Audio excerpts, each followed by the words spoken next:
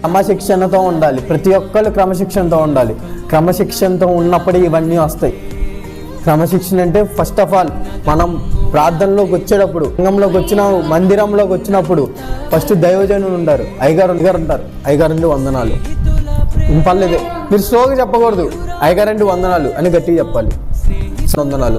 అమ్మగారు ఉంటారు, అమ్మగారండి వందనాలు. ముందర మీకన్నా ముందర వచ్చి ఉంటారు కదా, వాళ్ళకు మా వందనాలు, అయ్యా వందనాలు అని చెప్పాలి. ప్రతి ఒక్కరికి వందనాలు చెప్పాలి. తర్వాత మనం ముందల వరుసలో కూర్చోవాలి. ముందల వరుసలో కూర్చోవాలి. అది లైన్గా కూర్చోవాలి, గందరగోళం కూర్చోకూడదు. అర్థమైందా నిఖిల్? అర్థమైందా నీకు? ఏమర్థమైంది? వందనాలు చెప్పాలి. అమ్మగారికి వందనాలు చెప్పాలి. Very good. అమ్మగారికి వందనాలు చెప్పాలి, అయ్యగారికి వందనాలు చెప్పాలి. వరుసలో కూర్చోవాలి ముందల.